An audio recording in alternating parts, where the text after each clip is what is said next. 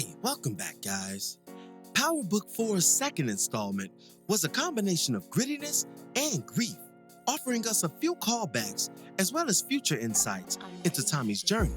Tommy made some major moves that had placed him in the driver's seat of this renewed game going into episode 3. I'm here to break it all down in typical top 10 WTF fashion. Before we begin, be sure to hit the like button, subscribe, and bell notification to immediately receive these videos. Also, big thank you to all of my channel donors. If you'd like to be the next one, drop $1 in that Cash App for us. And lastly, a spoiler alert is now in effect for all things Power. Here we go. WTF moment number 10, Shootout at the Bar. The episode begins with the shooting of what we come to learn is JP's blues club and bar. The random figure lets loose on everything in sight. Then, upon being contacted by his long-lost brother, Tommy comes to his aid and offers him $10K towards the repairs, with the promise of more to come. We also learn during this exchange that JP is in fact a gay man that has a neglectful ex-husband. But more ironic here is that the blues club is owned by JP and his ailing father, a subtle nod to the ghost man and his father Curtis. Though the latter never owned the club as a pair, it was Curtis's struggles in the club business that led to James's ambitions in running an empire all his own, something that he did in abundance prior to his demise. WTF moment number 9, Benja Flynn Button. Once the narrative switches to the Flynns, we learn that Walter is suffering from cancer, something that apparently claimed his wife as well. Walter stresses to Vic that he keeps his condition a secret, even from his sister Claudia, and emphasizes how his empire should be run once he's no longer walking among the living, lest there be dire consequences. WTF moment number 8, a blast from the past.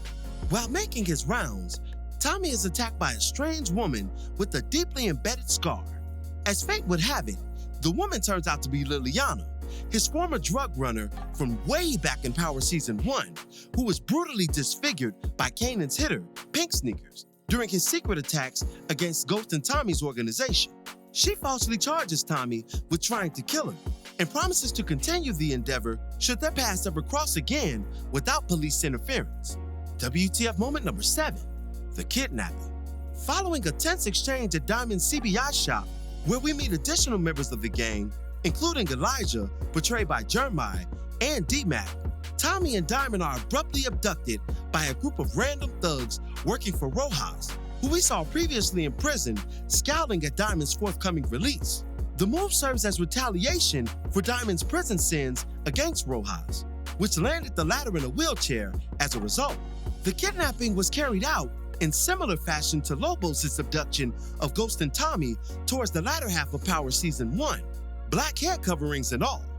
Also, this was during his initial phases of his on-the-run stint on account of Mecca's treachery against him, just to connect this multi-layered storyline. WTF moment number 6, 24 hours.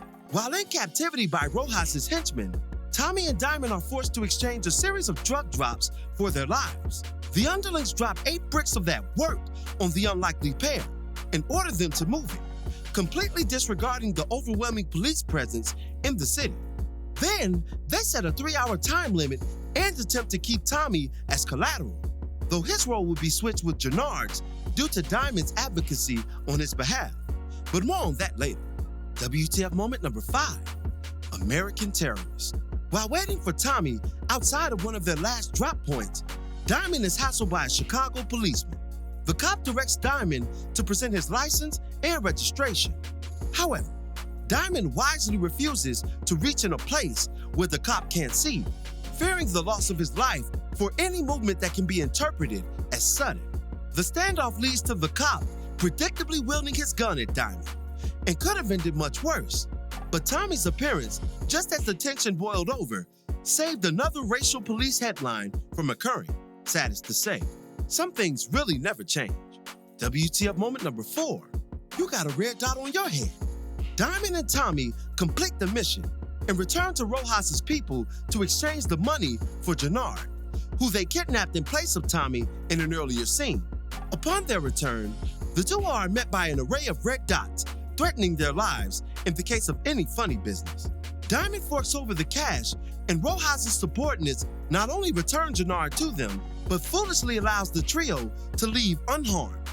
A mistake that would backfire on them in a major way. Literally.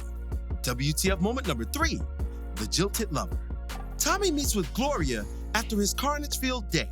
He inquires about her current predicament with the Irish mob and offers his support, romantically and otherwise.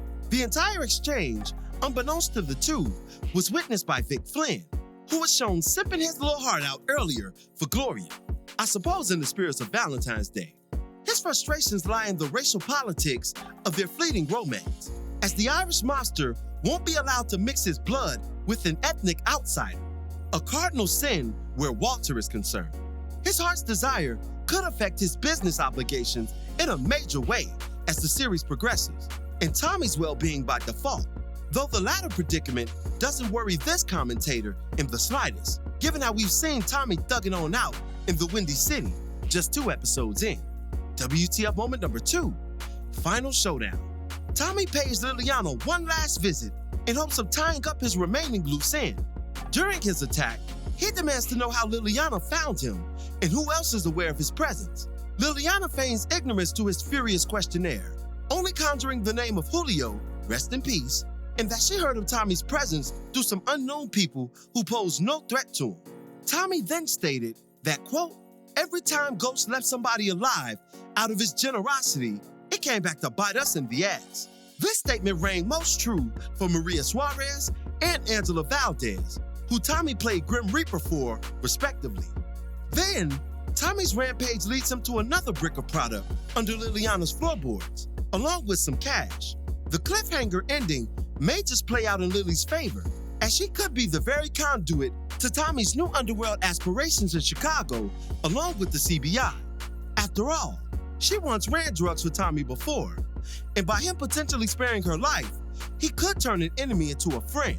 Observing Law 2 of the 48 Laws of Power, never put too much trust in friends, learn how to use enemies. We'll see what verdict he chose once we get to episode 3. And WTF moment number 1, Fire and Blood. And undoubtedly the greatest scene of the series thus far, a bruised Tommy sits atop his banging trunk, the inhabitants of which threaten him profusely in the name of Rojas. Tommy pours a trail of whiskey from the car to the trunk, and then, in classic fashion, lights it ablaze, leading to an intense explosion, eradicating the existence of his short-lived ops. Also, this gesture served to further align him with Diamond and his crew. A man in a new city needs allies to survive its pitfalls, and Tommy just made a critical one in one fell swoop. Some lingering thoughts before we end today's video. The name of Force's second episode is King of the Goddamn Hill, and this sort of plays out like Power's version of Lethal Weapon, with both Tommy and Diamond mirroring the classic duo led by Danny Glover and Mel Gibson. The coupling of the two old-school characters could lead to future exploits by the pair, and maybe even a permanent partnership once Diamond and Jannard's differences split them beyond repair. Power has really been delving into the reality of racial politics lately, first with Brayden in Ghost Season 2, and now with Tommy in Force. It's a very real dynamic that exists, even in the world of criminality. A white criminal is almost advantageous to a black organization when considering how color-driven America is, and just may factor into Diamond's pending alliance and partnership with the Windy City Council. JP made mention of an estranged son to Tommy towards the end of the episode, which was correlated to D-Mac, the young shooter of Jannard's crew. He may not only be JP's son, but the actual perpetrator of the shooting of his bar, due to the makeup of the gun and its similar dimensions. This would technically make him Tommy's nephew, and may link their respective paths in future episodes. Vic's discovery of Gloria's true apprehension towards their union could make life rougher on Tommy as it pertains to Walter Flynn and his empire.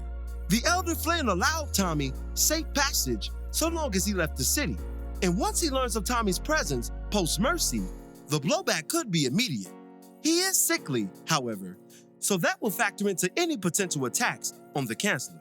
Upon securing a place of residence, Tommy was shown reviewing a map of his new environment.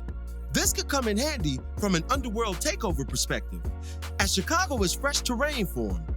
and it would be in his best interest to plot his moves before executing them. A calling card of his slain brother and best friend, Ghost. Additionally, his random drop series, courtesy of Rojas's men, could add to this as well. So we'll see how it plays out once Tommy masters his new environment and terrain. Speaking of the Ghost Man, I know I wasn't the only one whose heart left his chest when Tommy stated, quote, "I once had a brother too." You could feel his unshakable emotion in the matter and almost relive the painful departure with him all over again. As much as I'm enjoying Tariq's new narrative, he's forever a bitch for that. R.I.P. to the legendary Phantasm. And that'll do it for this one. What were your thoughts on King of the Goddamn Hill? Be sure to drop me your opinions in the comments below. As always, I thank you for watching today's video. If you liked today's video, go ahead and drop $1 on that Cash App for us, hit the like button, share it with your friends who are Power fans, and subscribe for more content such as this. This is Rudy P. Magic of Rudy P. Magic Beats, and have a blessed one until the next one. Peace, y'all.